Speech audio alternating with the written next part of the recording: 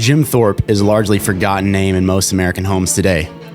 When the topic of great athletes and highly driven men comes up, young men usually think of modern stars like Tom Brady, Michael Phelps, Steph Curry, or Mike Trout. If you're a generation older, you might conjure images of Barry Sanders, Michael Jordan, Carl Lewis, or Bo Jackson. But before any of these men made a name for themselves on the world stage, Jim Thorpe accomplished more in the sports arena than the modern sports fan can probably wrap their minds around. Jim Thorpe, baptized in the Catholic Church as Jacobus Franciscus Thorpe, was born in Indian Territory, later Oklahoma, on May 28, 1887, along the banks of the North Fork River. A mix of Native American and Irish heritage, Thorpe was raised in the Sauk culture, and his Sauk name was Watho Huck, which translates as bright path the lightning makes as it goes across the sky. Thorpe's parents were both Roman Catholic, a faith which Thorpe observed throughout his life. Thorpe had a rough and tragic childhood, losing his twin brother Charlie to pneumonia when they were 9, and then his mother to childbirth complications when he was 11. During this time, his father had trouble keeping him from depression, and Jim often ran away from the boarding schools where he was enrolled. In 1904, at the age of 16, Thorpe decided to attend Carlisle Indian Industrial School in Carlisle, Pennsylvania. There, his athletic ability was first shown the light of day as he played under coach Glenn Scobie Warner, later to be known as Pop, one of the most influential coaches of early American football history. Later that year, Jim was orphaned when his father Hiram Thorpe died from gangrene poisoning. Thorpe again dropped out of school to work on a horse ranch for some time before returning to Carlisle School. Thorpe's athletic career really took off in 1907 when he strolled past the track and casually beat all the Carlisle School's high jumpers with a 5'9" jump, breaking the school record in the process. He also competed in football, baseball, lacrosse, tennis, boxing, and ballroom dancing, even winning the 1912 Intercollegiate Ballroom Dancing Championship. Thorpe broke out onto the national stage in 1911 as a running back, defensive back, place kicker, and punter. Thorpe scored all of his team's 4 field goals in an 18-15 upset of Harvard University, one of the top-ranked schools in the NCAA at the time.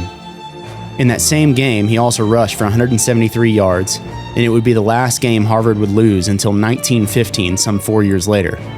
The following season, Thorpe led the nation with 29 touchdowns and 224 points scored, including field goals kicked, earning first-team All-American honors in both 1911 and the 1912 seasons. Despite his love for football and his lack of competing in track and field in 1910 and 1911, Thorpe began training for the Olympics in the spring of 1912.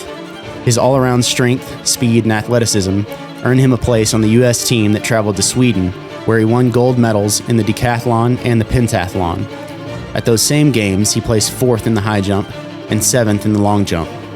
During his dominance in track and field, he could run the 100 in 10 seconds flat, the 200 in 21.8 seconds, the 400 in 51.8 seconds, the 800 in 1 minute 57 seconds, the mile in 4 minutes 35 seconds, the 100-meter hurdles in 15 seconds, and the 200-meter hurdles in 24 seconds. He could long jump 23 feet 6 inches and high jump 6 feet 5 inches. His pole vault was 11 feet. He had a shot put of 47 feet 9 inches, a javelin throw of 163 feet, and a discus throw of 136 feet. Martin Sheridan, an American 5-time Olympic gold medalist, said after the 1912 AAU All-Around Championship, which Thorpe won by a record points margin, "Jim Thorpe is the greatest athlete that ever lived. He has beaten me 50 ways. Even when I was in my prime, I could not do what he did today." In 1913, Thorpe signed with the New York Giants baseball club and would go on to help them win a National League championship before they were defeated in the World Series. His baseball career would continue for some time, even while playing professional football. He signed with the Canton Bulldogs in 1915, and the team would go on to win titles in 1916, 1917, and 1919. In 1920, the Bulldogs were one of the 14 teams to form the American Professional Football Association, which would later become the National Football League. Thorpe was the league's first president while still playing. After sports, his fame extended into Hollywood, where he played minor roles in several movies. Despite his incredible athletic talent, drive, and charisma, Jim Thorpe struggled badly outside of sports. His first 2 marriages ended in divorce, and he battled with alcoholism later in his life. Though sad, this isn't an uncommon problem with high achievers. Those with outstanding talent and success often fall hard to vices like alcohol, drugs, or promiscuity. The highs of success that men like Jim Thorpe reach on the world's biggest stages tend to leave gaping holes of want and desire in their lives that they can't seem to fill. But what causes this? And how can we make sure that we're working at our full capacity, wherever God has put us, to achieve our highest potential without setting those goals up as idols that will inevitably leave us miserable and wishing for more? Today, on the Hard Men Podcast, we'll discuss the topic of dopamine. What is it? Why should we be aware of it? And how can we leverage it for the good of our people and the glory of God?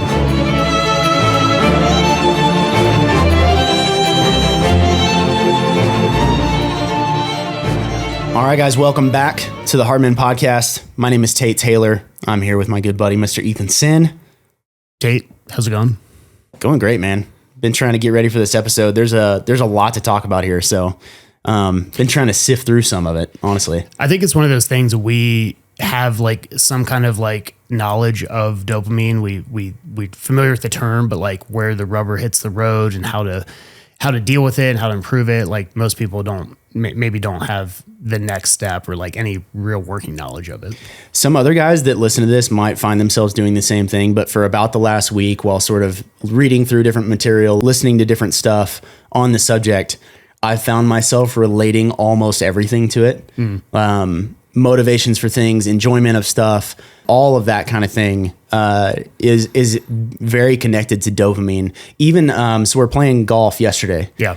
This popped into my head when you said this, and I don't know if I said anything about it at the time, but you didn't. But I know exactly what you're going to say. Okay, so we had played 12 holes or something like that. We had a few left, and when we started, we had two teams of three, and we're playing against each other. And we always try to do that. We always try to 2-on-2 scramble, 4-on-4 scramble, like some kind of competition. Make it interesting. Exactly. Well, one of the guys in the team, not our team, but the other team, had to leave early, and so he wasn't going to be able to finish the round. And so what we ended up doing is basically just playing like a 5-man scramble for those last handful of holes. And you said something between us putting and us moving to the next tee box at one point where you're like, I sort of lose interest in this when it's not competitive anymore. Yeah. I don't know why. It's not like I'm doing that on purpose. And it's not some sort of like bravado where like, if there's not some kind of competition, I don't really care. It's not like that. You just genuinely sort of lose the motivation. I just recognize that about myself where, and it could be tennis or it could be lots of different things. If there's not, even the water slide thing the other day is like, oh, when we started timing ourselves on who could do it the fastest, now this becomes something I'm really interested in. How fast can I get down? You know, it's just dumb stuff, but it's like, there is some kind of like, and my point was like, it's something I'm recognizing, but there should be that you should be able to compete against yourself, whether it's like a build row or shooting or something like that, where you're measuring it, or like weightlifting by yourself. Like you know where you're at and where you'd like to be, and you have goals. But I don't know. It's just one of those things when you were competing and now it's just like for fun. It's like, well, it doesn't really matter anymore. Like if I can't beat somebody, or like, why does the shot I'm taking matter at all? It's really not interesting. It's funny. I've heard people say this before. It's like, I don't actually enjoy the game that I play all that much. I just really enjoy beating people. Like, I think there's some truth to that. Like, guys are inherently competitive. And I think, especially for men, one of the ways that you like find enjoyment in stuff is the competitive nature of it. It's funny too, because it doesn't necessarily always even have to be that you won. Mm-hmm. It's more of like, did you play a good game? Yeah. And it's hard to measure that if you don't have competition. If you're not playing against someone, it's really difficult to figure out whether or not you actually did really well. And I said that to you because I'm recognizing I think it's a deficiency, because like there's a handicap for the hole, there's a par for each hole. Like, did you make par? Did you beat par? Did you bogey? Like, you should be able to say like you did that well. But I think that's just one of those deficiencies that, like, no, there are measurable ways that you can play against yourself in these things and work on self-improvement without having you're competing against yourself, you know? Yeah, for sure. I think that the guys who are particularly good at this are the ones that are able to make up those games in their own heads. Yeah. the ones that are like really are able to thrive and have a really good base level of dopamine, where they feel very driven, feel very like compelled and motivated to do well, is the guy that's able to like manufacture that game within his own head, and he's able to manufacture the competition against himself, which is a difficult thing to do, but I think it's a skill set that you actually can get better at it. Maybe, I mean, you've done some of these long distance running and marathon, ultra marathon kind of stuff. I imagine in these single player events where like, yes, you're racing against everybody else, but you don't have a scoreboard. You can't look up and be like, what's the score? How many am I behind? You're really just, you know, each lap, each mile, you're like, am I on pace? Can I beat my, like, can I push myself through this? Like, I'm sure those are things you're doing in events like that, right? Yeah, for sure. And even in those, I think there's an aspect to it that is not letting yourself give in to the misery. Like the competition is whether or not you can keep your spirits high through whatever comes. Yeah. Right. Like that's the actual, I guess, objective. Yeah. Because I'm not actually fast. Like I'm not some great ultra runner or something, and I'm not going to be, but that's not really the point of showing up. The point of showing up is to try to like get a little bit tougher, get a little bit better, and just kind of test yourself and figure out where you're at. And that is definitely one of the biggest markers after the fact is how bad did things get, and did I let it get to me? Yeah. It's like the Babe Ruth quote, the game's 90% mental, the other half is physical. Yeah, that's exactly right. It's very true. All right, before we get too off in the weeds here, just telling stories, we are going to be talking about dopamine. So we'll kind of start and work through this in a question and answer kind of manner. And I'm sure most people have probably heard this word, especially in the last handful of years. It's gotten a lot more popular, shows up a whole lot more. But like, what is dopamine? So dopamine is actually a neuromodulator. So this is interesting because it's different from being a neurotransmitter. We're not going to get too far off into the biochemistry weeds, but the biggest thing that you can look at there is that a neuromodulator is something that affects big groups or big corporate groups of neurons. So it determines whether they're active or inactive in the body, how those neurons are communicating, whether they're lit up or whether they're dormant, that kind of thing. So dopamine is arguably the most impactful and just like constantly present neuromodulator for almost every portion of the human body and mind. And it's a modulator, not a transmitter would be like serotonin. Correct. Yeah. So you would get things like determining activeness or dormancy between very specific neurons, whereas dopamine affects entire groups. Okay. Rather than like a one-on-one kind of a thing, this is like a one-on 50,000 kind of thing. Okay. And so it has a very systemic impact on how you feel, how you're performing, and even how you're perceiving that performance in retrospect. So we'll kind of get into some of that, but it has so much impact that it's almost difficult to talk about because it relates to almost everything. So we'll kind of try to stay on track here as far as like what we actually want to talk about. We could go into a million different things here. It affects movement. If you don't have dopamine in your system, you literally can't move. You go catatonic, like you can't even like blink your eyes, kind of a thing. So it affects everything, but we'll mainly be talking about stuff that you can actually leverage and affect in your own life. The things that you can pay attention to, similar to you realizing that you're really only interested in activities if there's some level of competition with someone else. We want you to be able to figure out when you're low on dopamine, when you're high on dopamine, and then what caused that, and how to start manipulating when and where those things take place.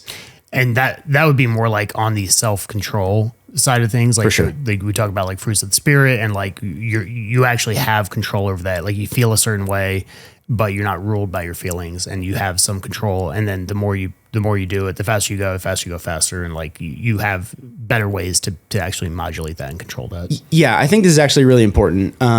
Before we get too off into like the mechanics of this, like why is this even important for Christians to be thinking about? In my opinion, this is something that if we understand it, then we can have better control over it. Yeah. We can recognize it in our lives. It's sort of almost like anything else in the Christian life where like you have a blind spot. Yeah.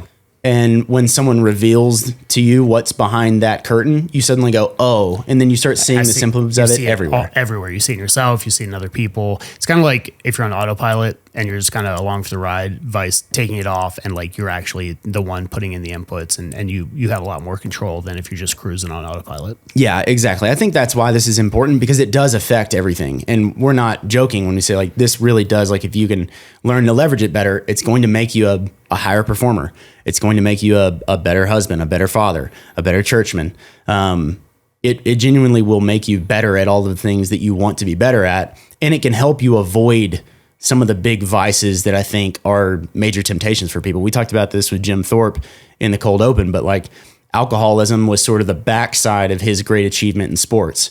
And so dopamine is affecting both of those things, because he's actually chasing a dopamine high with both achievements, like with the achievement side of things, but also with the, for him, it was alcoholism, but it could be any number of things for any number of people. Sure. So what does dopamine do? So we talked about what dopamine is. It's a neuromodulator. Dopamine at the psychological level is responsible for motivation, drive, and craving. So this is kind of interesting. It actually is the thing that keeps your engine revved up when you're pursuing a goal. Okay. The feeling of like the chase, almost like you're hunting for, we talked about this in the face-to-face episode, but the pursuing of hospitality. There is knowing that you should pursue hospitality, and then there's actually feeling like pursuing it and going, all right, yeah, we're going to go get that.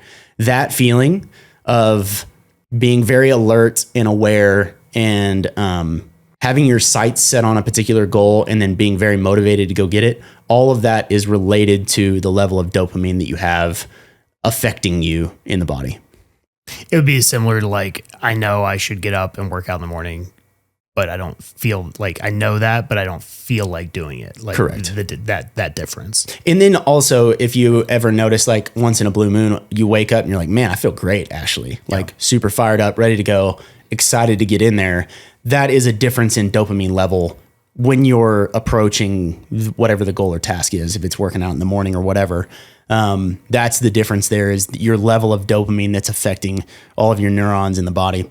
So, dopamine levels are the primary determinant of how motivated we are, how excited we are, how outward facing we are, and how willing we are to lean into life and pursue things. So that's a direct quote from a Huberman podcast that I was listening to on this.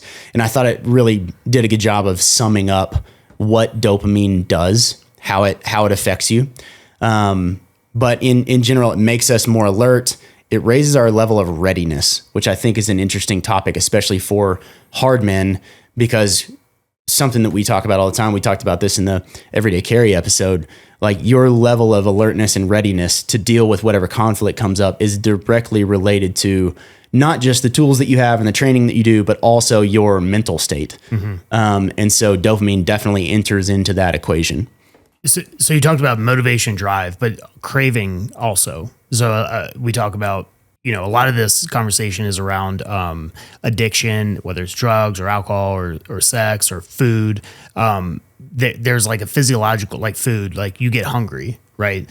But then there's also like the only thing I'm craving right now is like a chocolate bar or right. a drink or something like that. And is that ones that you have to eat to live, but we're probably talking about the area of like that craving into those things that can be vices, right? Correct. So there's hunger that is necessity, like you have to get hungry so that you don't forget to eat and die, right? Like you have to survive using nutrients, but also that's not typically the hunger that most modern people feel. I mean, people don't really feel hunger. It's rare. Yeah. I'm not saying it never happens. I'm sure there's some dude who's worked a 16-hour shift and hadn't eaten in 20 hours and he's starving. Yeah. But also it's been less than a day since he ate. Yeah. He's not actually feeling the effects of like real hunger. Right. He's just nutrient deficient. Sure. And needs to re-up on stuff, which is totally normal. I'm not saying you should stop eating or something, but there's the other side of this, which in our very comfort soaked, soft culture that is basically just like, I need something to take my mind off of my current situation. And the easy thing to do is like, I'll go get a snack. That'll make me feel good. That'll distract me for a second. What you're actually reaching for there is the dopamine response that you're going to get from grabbing something like your example, a chocolate bar. Yeah. Because this is actually kind of interesting. We can go through some of the different substances and how they raise dopamine. But chocolate, for instance, raises dopamine by about 50%. When we say raises dopamine, what we're saying is you have a pool, right? Like you have a big resource of dopamine within the body, and that's kind of your baseline level. Whenever you do something like eat a chocolate bar, what you're doing is you're taking some of that dopamine and releasing it into the system. And so the amount that's active and affecting the different groups of neurons in the body suddenly raises by 50% with chocolate. So chocolate raises dopamine by about 50%. And you get this sort of sense of euphoria or sensation of like this, like pleasure in life that comes with that release of dopamine that's related to the chocolate you just ate. It's not that your body's going, oh man, now we can survive. It's not like there's dopamine in chocolate and now I put it in my blood and now I'm like injecting it in my veins. Now I have more it's something your body already has. Correct. Yeah. And so doing something like eating chocolate, doing any sort of nicotine does this. And then obviously you could get into stuff like more hard drugs like cocaine or amphetamines or something like that. It's pretty interesting, the numbers. So chocolate's about 50%. Nicotine will raise dopamine levels in the body by about 150%. Cocaine by 250%. And then most, there's kind of a group here, but amphetamines is around 1,000% increase in dopamine in the system. So it just floods the system with dopamine. And so when you have people that get addicted to these different substances, even food, what they're actually addicted to is the dopamine release that comes along with that substance. And so you mentioned that dopamine is extremely related to addiction, but it's also it's related to habitual behavior because it also affects your memory of the event. So if you have, I don't know, I'm trying to think of an example here. Like you go out and you play some game and it's really hard fought and then you win at the end and there's this elation, like you made it, you reached the goal, you got the success. There's this feeling of relief and like it was worthwhile work, we did it. And that is all a dopamine high. The thing is that on the back of that dopamine high, what you typically have, even if we use someone like Jim Thorpe as an example, you go to the Olympics, your very first time there, you've been training for a year and then you win 2 gold medals. The thing on the back end of that is actually lower than what you were before you made the accomplishment. So you have this pool of dopamine and it's there sitting and waiting to be used, but then you spike it really high with something like a substance or some sort of achievement.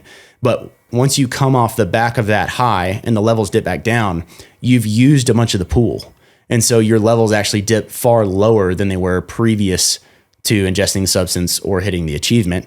And so what people often find is that they run into a kind of depression after big achievements. I don't know if anyone else can relate to this, more of like a everyday example, but at one point in time, I had a particular number that I really wanted to deadlift, and I'd worked at it for some time, been deadlifting a whole bunch, and it was this big round number in my head that I wanted to hit.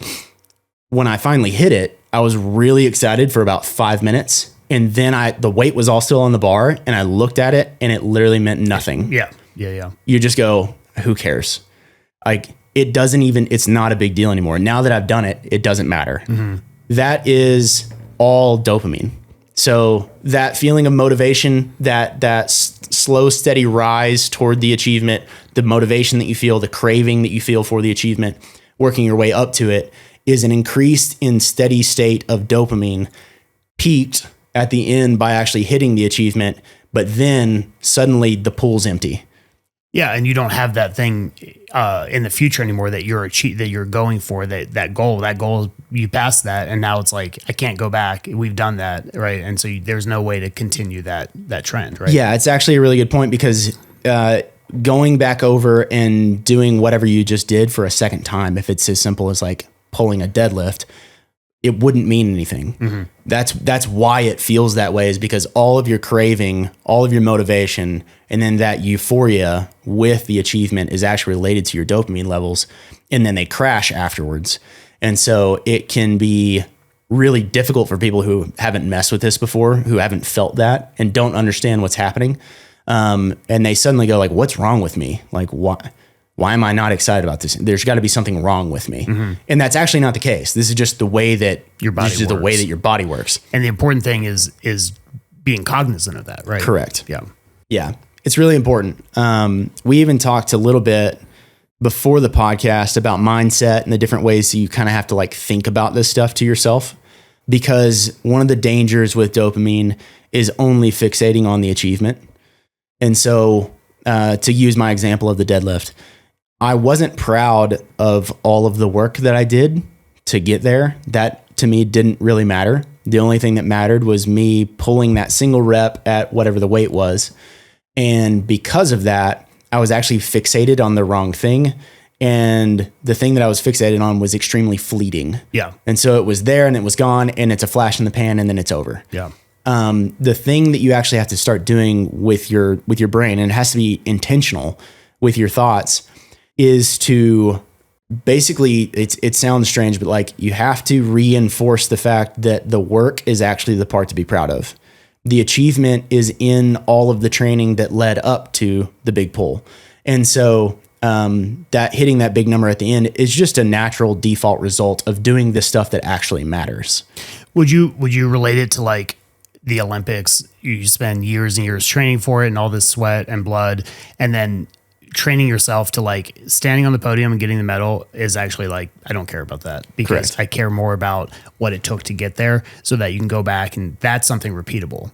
Standing on the podium may not be a repeatable thing, right? You get old, you get hurt, you may not be able to go back to that, but what you can do is go back to training. Correct. Yeah. So what you're actually having to do is remind yourself that the work is the goal, which is difficult to do, especially like in your example earlier. Your alarm goes off at whatever time in the morning. The sun's not even up yet. It's cold, and you don't want to go do whatever the work is that you need to do. That's actually the most important time to remind yourself that this is the most important thing. This is the thing that actually matters. Because then you can actually train your body to release dopamine at advantageous times. This is really fascinating, and it goes, I think it actually steps into a bit of a theological realm, just like everything always does, but it goes into the fact that we're not just embodied souls. You are actually a whole person, and everything matters. So your mind, body, spirit, like they're all interwoven, and we can't actually parse the pieces out in this mortal life. The way that your mind works, the way that your thoughts move in patterns actually affect the way that your body even releases hormones. Yeah. Right. And so you get into, like you said, either good or bad momentum based off of the trajectory that you decide to take. Yeah. Yeah. And what is giving you that release? What is flooding your body with dopamine? Is it the end state? Is it the goal? Is it the achievement? Or is it the work leading up to that? Yeah, exactly. One of the big conversations around this right now is actually social media use. And you get these rises in dopamine from very, especially like 12-second videos on Instagram or whatever it is. And so you get this sort of elation when you're watching it. And so whenever something happens in your life that's boring or mundane or even painful, our natural responses now are to pull our phones out and then open the browser and start scrolling, right? And what we're actually doing is trying to remove ourselves from the reality of the situation that we're in and put our mind in this like detached box that allows us to feel comfortable when we're actually not comfortable. Yeah, entertained, pleasure, all that stuff, when in reality, no, the real state, the reality is pain. Yes. And so you're not thinking of it this way, but it functions exactly the same way as a drug addiction, just on a lower level. And you're addicted to the dopamine release that you get from that activity, just the same way as someone who's addicted to some sort of hard drugs. Now, obviously the scale's different, but the same functional pattern is happening in your psychology and even in your hormones. So, one of the things that's really important is spiking dopamine at the correct times, like learning to spike dopamine from hard effort itself rather than from like getting to the end of the hard effort, for example. I think this is kind of a common thing of like, I just need to get to the end of this workday. I just need to get through this workout. I just need to get through this book, whatever it is, rather than sort of readjusting and reevaluating and go, actually, I picked this up for a reason. Like, this is good. I showed up to the gym today for a reason. I opened this book for a reason. This is what I'm supposed to be doing. This is actually good for me. And the more you can sort of intentionally recognize that, the more your body will follow along with the pattern. It actually will follow your like mind's lead rather than, I hate doing this work. I hate working out. I hate reading. I'm always tired. Like, all of those things are not neutral. Those are actually negatively impacting the way that you view that activity for weeks to come. So it's kind of like being present instead of being checked out or wishing the day away or wishing this period away or I just want to get home, or I want it to be 5 o'clock so I can go home, or I want this to be over. It's kind of like being present and would you say like embracing the pain of the moment? Yeah, for sure. I think this also relates to like, pick up your cross daily and follow me. Yeah. Well, he's not like, let's go have a party. Yeah. He says like, pick up your cross. So part of the Christian life is the acceptance of suffering as just part of it. Yeah. Like, even Christ was brought to a higher degree of glory through the suffering that he went through. This is actually good for you. But you have to sort of recognize that to get to the point where it's more bearable. Mm-hmm. Right. And I think part of the sanctification is that in years to come, whenever I go to pick up my cross, it's not quite as heavy as it used to be. Sure. Yeah. Right. Like anything else. And so it's not that you're like ever going to be perfect or anything, but genuinely we should be kind of trying to move in the direction of getting better at this stuff. Mm-hmm. Where do you think this hits home for most people? Because I don't think a lot of people are doing coke or, but I mean, my personal experience and people I talk to, it's probably like the screen time, the social media, maybe food, maybe things like that. Like, are there any other areas you think that are maybe the most prevalent where it's not even like you can't change how your body works. You can't change like God made dopamine and this is how you react and this is how your mind and body and spirit all function together. But it's like the awareness and the consciousness, cognizance of I'm scrolling through the phone again and I close the app and I open it back up and I don't even like, it's mindless, right? You're on autopilot. And like maybe like that pleasure pain dynamic that this is kind of all related to, but like, what was most interesting to me reading through some of this stuff was like, just if you understand your body's reaction to pain or discomfort or, and wanting to not be there anymore. And so you're not even consciously saying, I'm going to open up this app and just start scrolling. But if you do recognize that's what your body's doing, that's what it's trying to react to, getting out of this moment of discomfort or pain, with something like social media, that helps close the app, delete the app, put a limit on the screen time. Like, it helps to recognize how your body's working. Yeah, for sure. I think intentionally recognizing it is super important. I think the way that this probably does enter into most people's everyday lives is the scrolling aspect of this, just social media, what's going on Twitter, what's the new funny video to laugh at on Instagram and send to my buddy. And it's not that any of those things are inherently bad. It's sort of our treatment of them that is dangerous. And so if they start to rule you and that starts becoming more real to you than your actual life, you used the word autopilot a few times, and I found the word a few years ago, but perfunctory, I think, is a good description of a lot of people's lives. Yep. Where you sort of get to the end of the week and you're like, what did I even do? Mm-hmm. Like, what was I doing all week? Like, I know that I was quote unquote busy, but like, did anything actually happen that was noteworthy or interesting or worth doing? Yeah. When somebody in church is like, how was your week? What'd you do? You're like, just worked. Like, right. You have anything to report on, Yeah. And I think one of the biggest differences that I've seen since coming here in my own life is like, man, I would have a hard, like, we don't have enough time for me to recount to you the last 3 days, just because there's a lot going on, and we're much more locally oriented than probably it seems like we are. Like, we're doing this media stuff and it's going out to however many people, and it seems like we're very outward facing, and in a way we are, but the amount of local focus going on where we're having actual face-to-face conversations, working through problems, trying to figure things out with each other, it keeps you from going into that autopilot state quite so often. So I think one of the defenses for this is to actually just develop good relationships in your life. Yeah. And your natural response is to go, hey, I wonder what my buddy's doing. Or like, hey, I wonder if my wife would want to go for a walk this evening, or whatever it is, rather than like, I'm just going to immediately pick up my phone. And those like meaningful relationships are going to be a whole lot better than just plugging into the social media. I was thinking about this while you're talking. I don't do a lot of social media posting, but I think I was reading about this years ago, but like, you post a picture and then all your friends and all these strangers on the internet give you a bunch of likes and comments. That's doing this as well, right? For sure. Like that's another aspect where most people are using social media for that. And so you post something to get the reaction from other people, and that is actually spiking dopamine. Yeah, it's a transactional process that allows you to spike dopamine, and you're letting everyone else give you affirmation, which then makes you feel that success and euphoria, which is a spike in dopamine. The thing that happens is you sort of get addicted to that process, because it's actually, you're sort of shortcutting things in a lot of ways.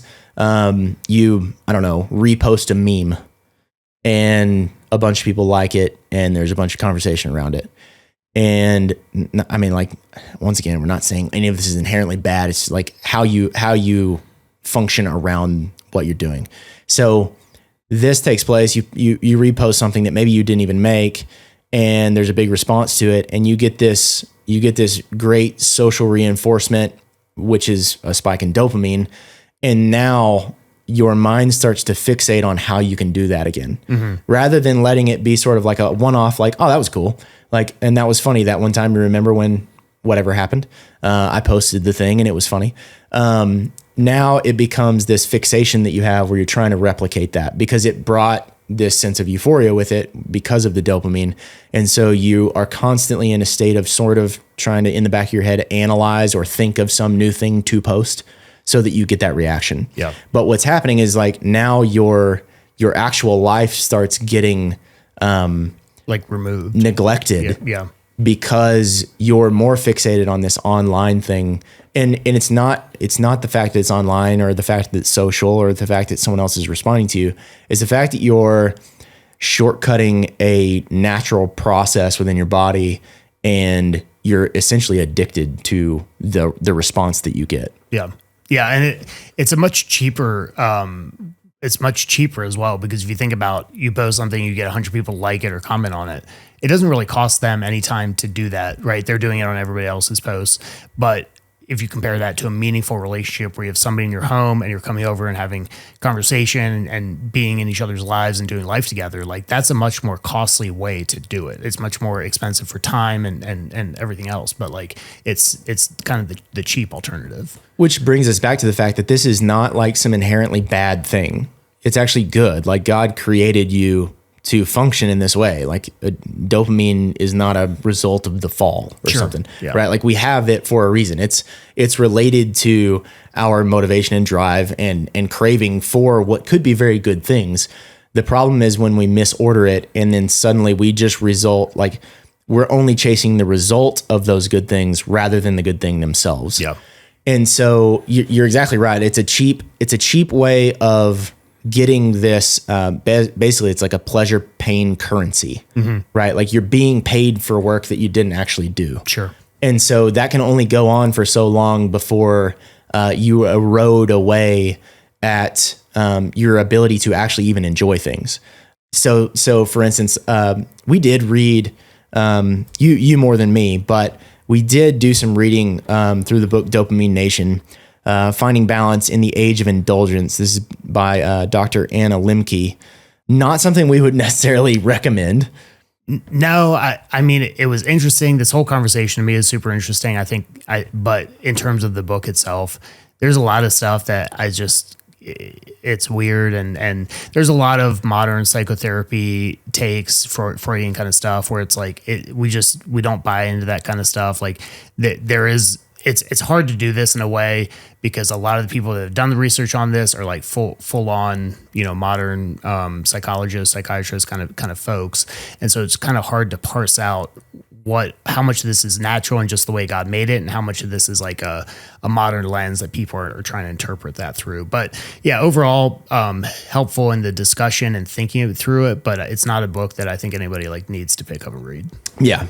I did want to bring up one quote from it, which I thought was really good, sort of related to this. She says, the paradox is that hedonism, the pursuit of pleasure for its own sake, leads to the inability to enjoy pleasure of any kind. Yeah. And I think that's really important to realize, because what's happening every time you spike dopamine, and like suddenly you hit this new marker and like 100 people liked my post this time. You hit this new marker. Well, what you did was establish a new set of basically like baseline boundaries for what you're capable of as far as a dopamine release. And that means that the bars have moved. And to get that same thing to happen again, you have to exceed the previous dose, which is why this leads to addiction, to things like hard drugs, but even to things like social media or video games or anything else that's sort of artificial in our lives. You become addicted to it because it's a fast track to this dopamine release, but we don't realize that we're sort of getting ourselves in this downward spiral where you constantly have to have a bigger dose to achieve the same result. Yeah, the quote says basically doing this leads to the inability to enjoy pleasure of any kind.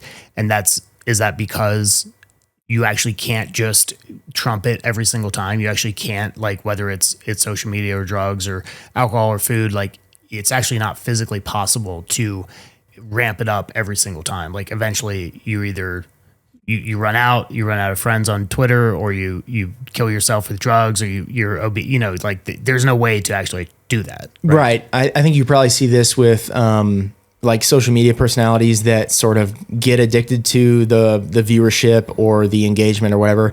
And so they just start to escalate and they say crazier and crazier and crazier things. And it just it's like, well, when is this going to stop? Like, how far is the trajectory going to go? But what's happening is that like you have to do more to get the same reaction. Eventually you jump the shark and then you lose everything. Right. Right. And then suddenly it's like, oh no, at some point I went too far, but I don't remember where that was. I didn't see the line. Yeah. Right. Yeah. Jake Spoon. Exactly. And that all is related to dopamine. The other thing to remember here is we talked about this a bit ago, but you have this pool and the pool has to be replenished, but you can only do that so often. Right. And so if you are constantly hitting these big spikes, 7-8 times a day, well, it's really difficult to replenish that pool. And so then you end up in a much worse state than you were before you started doing that. And it sort of sets you on this downward spiral that's really difficult to come out of. Huberman actually talks about going on dopamine fasts. Yeah. And going through phases where you're intentionally avoiding big dopamine hits. Maybe that is, screen time thing. Maybe it's we're going to throw the Xbox away and we're not going to play video games anymore. And we're going to do more tangible, difficult, worthwhile stuff that will yield that same result. I forget, was it like 2 weeks? It was some kind of relatively short period. Was it like 2 or 3 weeks of when you could kind of reset that? Yeah, it's actually a pretty short period of time. I think it was sometime around there, around 2 to 3 weeks. Obviously, the longer you go, the more effective it's going to be. And everybody is built a little bit differently. Correct. And so once again, actually being cognizant of this and like understanding how you're reacting to the stimulus is important, which is why we're talking about it. But you have to remember, this is a process that's repeating itself every 24 hours. One of the biggest things that you can do to actually increase the total pool of dopamine that you can pull from on a daily basis, if you are chasing some endeavor and you really do need the motivation and drive, is to get better sleep, which is something we should be doing every night, right? And so what you're actually doing when you improve sleep is allowing your body to manufacture more dopamine, produce more of it, so you have a bigger pool, and then you can ride those motivation and craving highs for longer and chase bigger goals. The problem is when we short circuit the system and we get rid of the entire pool and we've accomplished nothing. And then we get to the end of it and we're sort of depressed and we're like, and for what? Well, I didn't even get anything done. All I did was I scroll on my phone 3 hours today. And it's that feeling that like felt good in the moment, and then afterward you like hate it. Yes. Right. Like it's just miserable. Yep. Right? Because you're in that trough, you're in that crash. Correct. Why is it that, I mean, we didn't talk about coffee or caffeine as much, but like, why is it that most people can kind of have whatever their normal dosage of coffee and kind of stay there? Like, I don't see people, for the most part, constantly like, it was 1 cup this week and it's 6. You looked really hard at me when you said that. You know what I mean? Like 2 energy drinks a day. It's not like you're on 9 this week. Why is caffeine? Is it not? Why is the toleration for that better, or it doesn't cause as big of a crash? Or, I mean, different things can be this way, but yeah, even compared to like people that really like sweets, it seems like people handle coffee better than that even.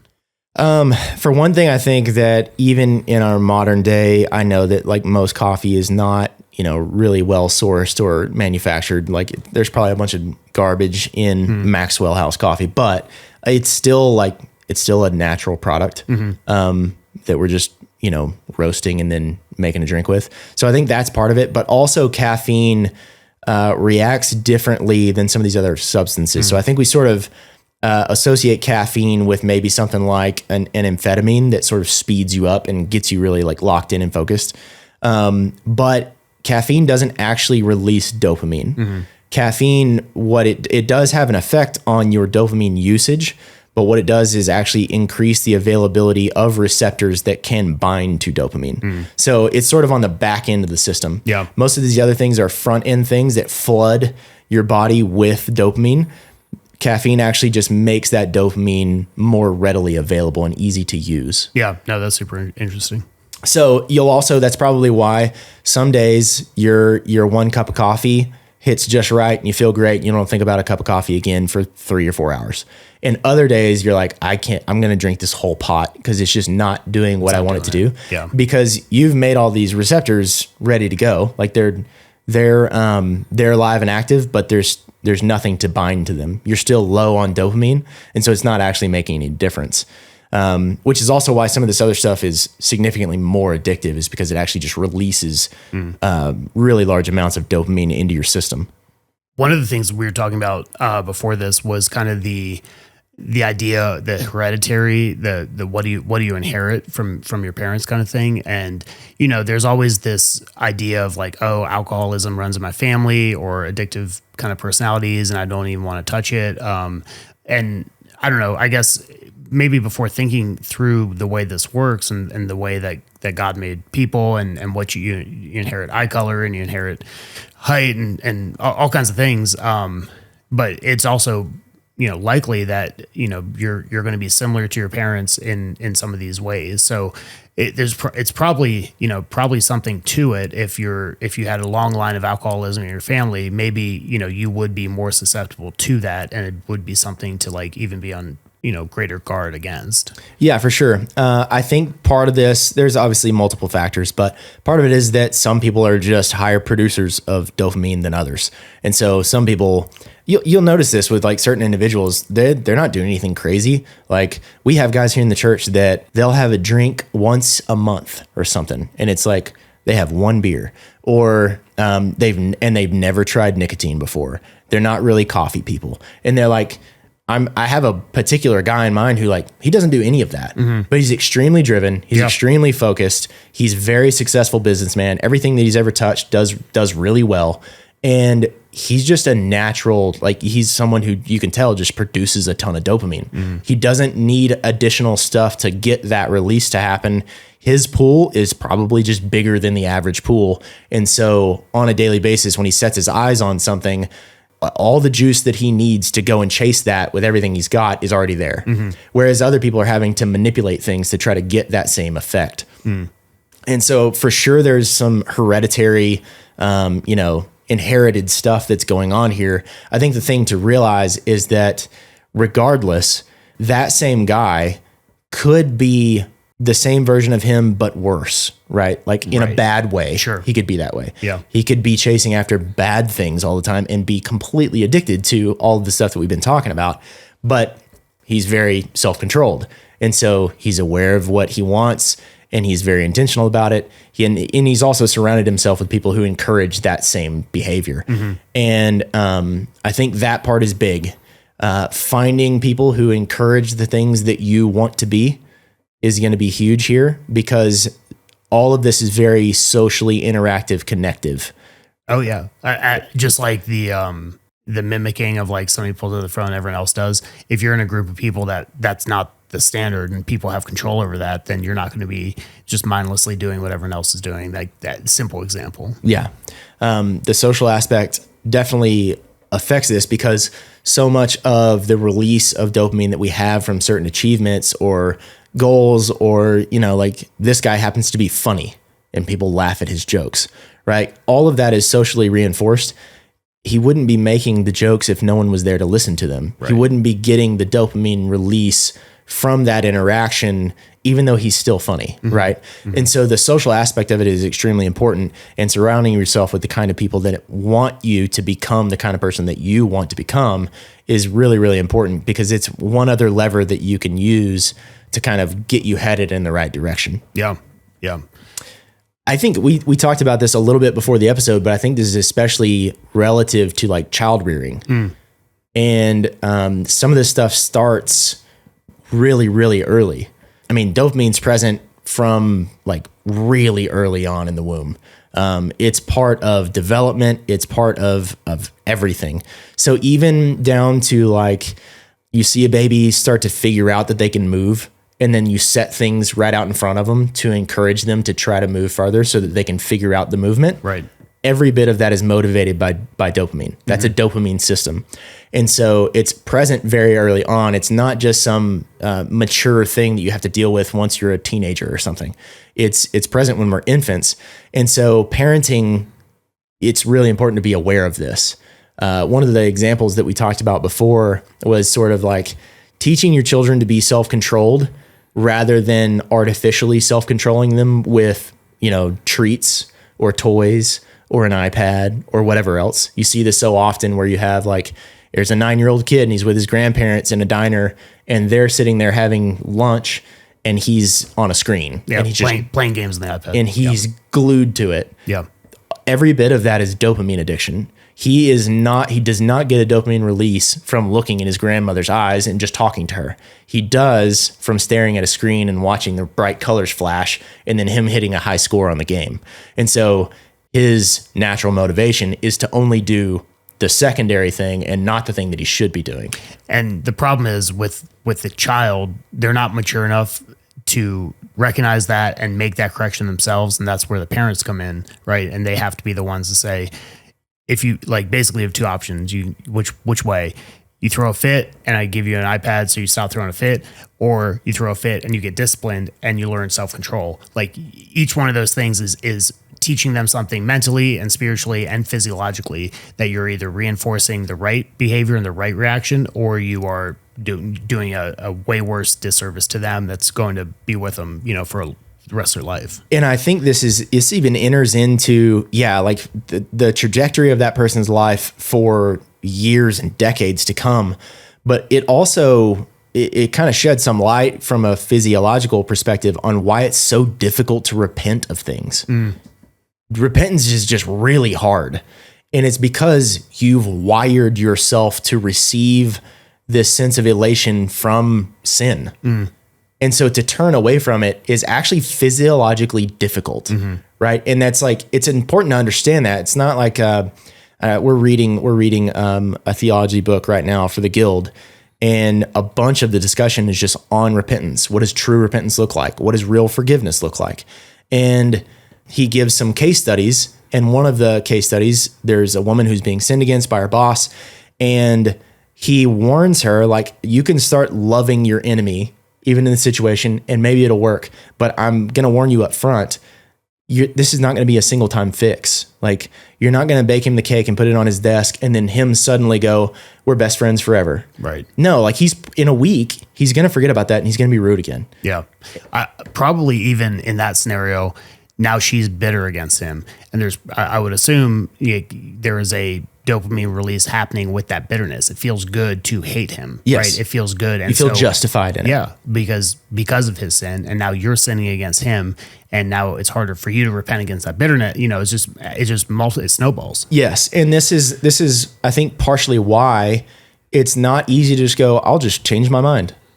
And this has always been one of those things for me with like the argument around Calvinism is like, yeah, like, you really think that you're completely free? Mm-hmm. Have you thought about that at all? Mm-hmm. Like, I don't know, just stop believing that the sky is blue. Just choose to do it.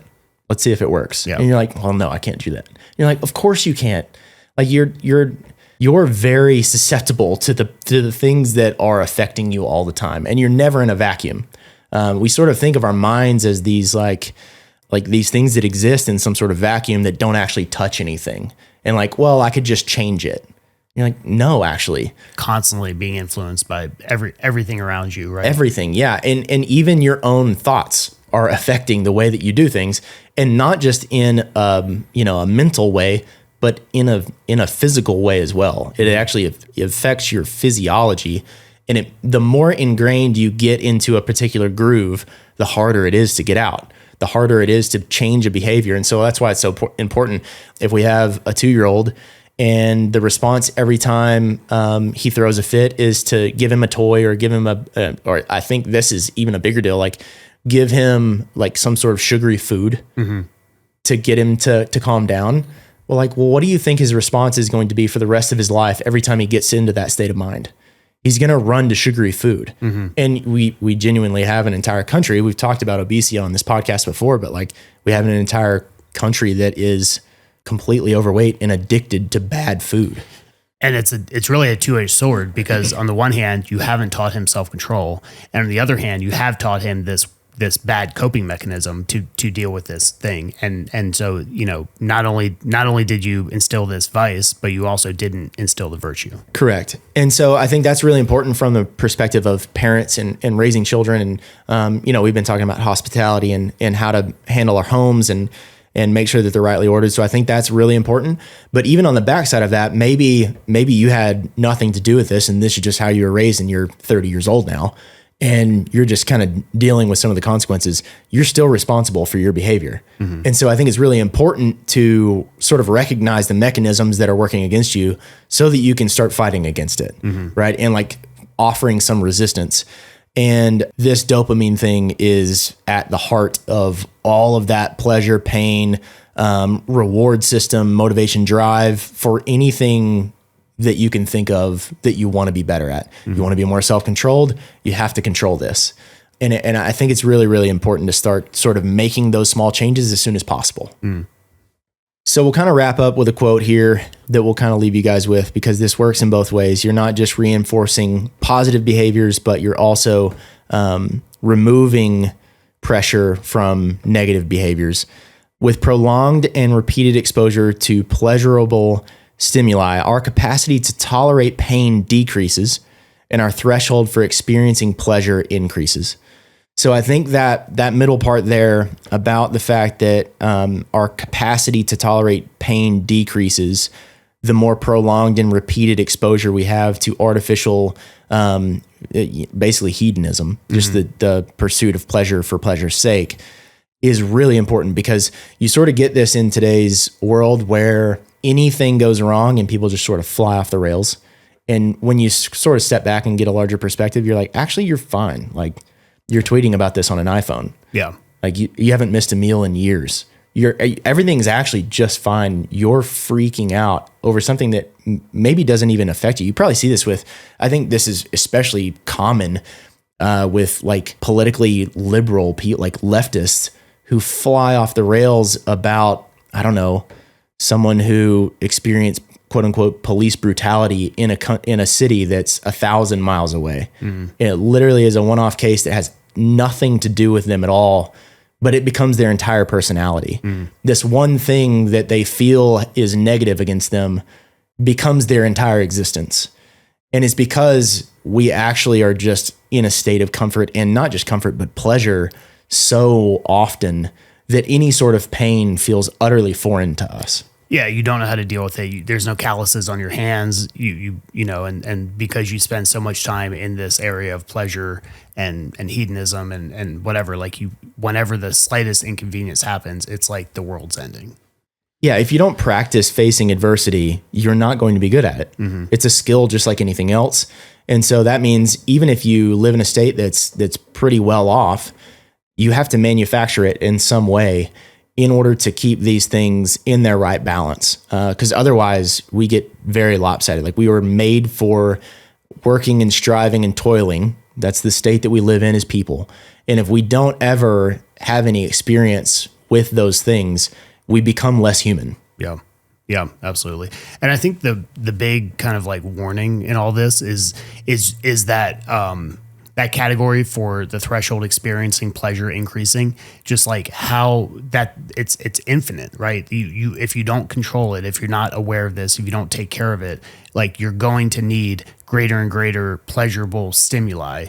Otherwise they're not going to work anymore. I just think that warning is so important when thinking about like innocuous things or things like people get addicted to or whatever. It's like just being aware that like, no, like, this is what's happening. And so I need to be aware of it, and I need to control it and let it control me. Absolutely. All right, guys, we're going to wrap this one up right here. We are going to do 8 ways to improve your dopamine levels over on the Brutal American Show. You can go find that on the Hard Men Patreon channel. Quick shout out. We are doing Brutal American ceramic mugs, coffee mugs, for everyone who signs up for the all access Patreon membership over there at the Hard Men Patreon. So thank you to you guys who are already signed up over there. We really appreciate the support. You guys make this show possible. For everyone that signs up or upgrades to the all access Patreon over there on the Hard Men channel, you guys will get one of these new Brutal American mugs. And if you're on the Patreon, we'll actually give you a visual of these so you can see them. They're cool though. Brutal American on one side, kind of got a subdued Alfred logo on the other side. They're pretty cool. Yeah, they're pretty sweet. 15-ounce mug, all blacked out, Brutal American logo on the side, King Alfred on the other. They're pretty sweet. I'm pretty excited about it. This will probably be my most used mug moving forward. So, and it's black, so you actually don't have to wash it because you can't tell if it's dirty or not. Just like John Wayne. Yeah, it's awesome. Other Brutal American merch, website for that? BrutalAmerican.co. You can go there. We've got our pouch tins, there's t-shirts. We'll have some stickers and some new patches up soon. So any stuff that you want to check out as far as the Brutal American merch stuff goes is at BrutalAmerican.co.